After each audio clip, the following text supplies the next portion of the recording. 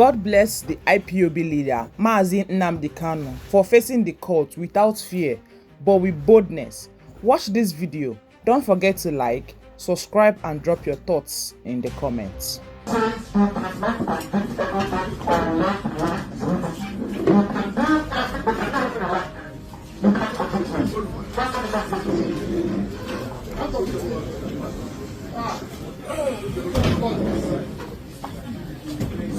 Do something, you will do it. And you're just sitting confusion. And you wonder why God caused you this. Useless black man. You don't know what justice means. You have no idea what justice means. You don't know what justice means. Useless black African people. You don't know the name of justice. Your constitution says you cannot try anybody unless the law is written. Show me the written law. Show me the written law. I want to know the written law. Don't touch me now. Show me the written law. Are you okay? Don't go close. Don't try that rubbish. Don't try it. Don't try it. Go ahead and say don't try that rubbish. Don't try that rubbish. Useless people. You don't know law. You don't know law. Your own constitution you don't respect. Supreme Court judgment you don't respect. Then why are we in the court of law? Why are we in the court of law, I ask? Nonsense. You think Britain can ask you to jail me and you will jail me? You are dreaming. You are dreaming. I'm telling you that you are dreaming.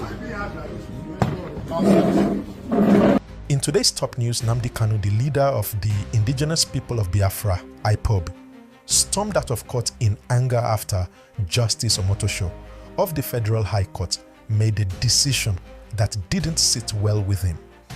The court was set to proceed with his trial for alleged terrorism charges. But Kanu, known for his fearless stance on Biafra's independence, felt that the charges against him were invalid. According to Kanu, the laws under which he's being charged were repealed. He has refused to open his defense in court, citing that he was charged under laws that no longer existed. Justice Omotosho had earlier warned Kanu that if he did not begin his defense, the court would proceed to judgment without him. He also made it clear that this was the last opportunity Kanu would have to present his case. But Kanu stood firm, saying that the charges against him had no legal ground. He argued that his rights were being trampled on and that he should not be put on trial for laws that had been repealed. He even went as far as saying that he was misled into pleading guilty to a charge that was never legitimate. This drama played out in the courtroom as Kanu, after making his stance clear, stormed out in protest. It was clear that he was angry at how the case was being handled. For him, this wasn't just a legal battle, it was a battle for his freedom, a fight for the future of Ipob, and ultimately for the right to have his voice heard. His exit from the courtroom made waves, not only in the legal community but also across the nation, as people weighed in on whether Kanu's refusal to defend himself was a sign of defiance or a strategic move to highlight the flaws in the legal process. The charges Kanu faces are serious. They range from terrorism to inciting violence, and the government's stance is clear. Kanu's actions and those of Ipob are seen as a threat to Nigeria's unity. Kanu and his supporters, however, argue that what they are fighting for is a fairer and more just system, one that addresses the issues of marginalization and disenfranchisement that many people in the Southeast feel. Kanu's actions in court represent more than just defiance. They symbolize the larger struggle of many in the region who feel disconnected from the rest of the country. For them, this trial isn't just about one man, it's about their hopes for an independent state of Biafra. And every time Kanu takes a stand, it reverberates through the communities that support him. His refusal to comply with the court's demands is seen as a powerful symbol of resistance, a way to say that he will not be silenced. But what happens next? Well, the court has now set a date for judgment, November the 20th, 2025. That's when the judge will decide whether Kanu will be convicted or acquitted. If Kanu is found guilty, it could send a strong message to separatist groups across Nigeria. But if he's acquitted, it could raise questions about the legal framework under which he was tried and potentially even expose flaws in the government's approach to dealing with movements like IPOB. As the date for judgment approaches, there will be more eyes on the case. The trial has sparked discussions all over the country. Many Nigerians are asking whether the trial has been fair, whether Kanu has had a fair opportunity to defend himself, and whether the charges against him are truly valid. It's not just a case about one man, but about the state of the nation, the treatment of ethnic minorities, and the future of Nigeria. Now, there's a broader question that we have to consider. What does this case say about Nigeria's judicial system? Kanu's case has been marked by delays, changes in the legal team, and repeated adjournments. This has led to a lot of frustration. It raises the issue of whether the justice system is really working as it should, or whether it's just being used as a tool to suppress voices of dissent. And how many more Nigerians feel that they're fighting the system in the same way? Beyond the courtroom, there's also the matter of public opinion.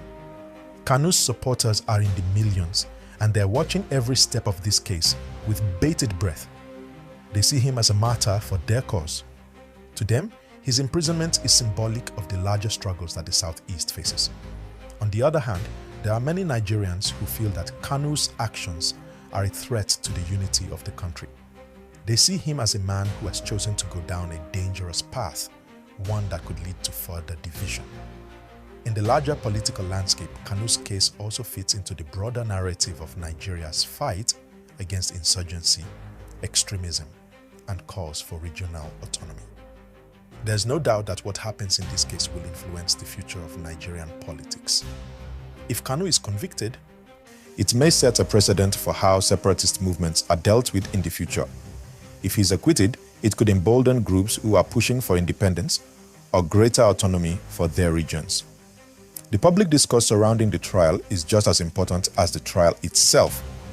Kanu's supporters are vocal, organizing protests and raising awareness about his case, while his detractors argue that he is undermining Nigeria's unity. This case has become a flashpoint for larger debates about Nigeria's future, about the role of the judiciary, and about what it means to be Nigerian. And as we get closer to the judgment date, expect more debates, more protests, and more attention from both the domestic and international communities. As the judgment date approaches, there's a growing sense of anticipation. People are not just waiting for a verdict, they are waiting for what it could mean for Nigeria. It's not just about one man and his case, it's about how the country's future will unfold. If the court rules against Kanu, will it quiet the call for secession and regional autonomy, or will it fuel even more resistance and division? Let's not forget that this case is not happening in a vacuum. It's happening at a time when Nigeria's political landscape is already tense. Issues like unemployment, corruption, and the handling of the economy are still top concerns for Nigerians. So when we look at Kanu and his refusal to comply with the legal system, it's not just a legal issue, it's a reflection of the deep dissatisfaction that many Nigerians feel with how things are being run. Kanu has been able to channel this frustration into his cause, and his stance, though divisive, resonates with millions who feel like they have been ignored by the government for too long. And what about the implications for the future? If Kanu wins, it could signal a shift in how secessionist movements are treated. Could this be a win for freedom of expression, for regional autonomy? Or could it open a Pandora's box, emboldening others to take similar paths?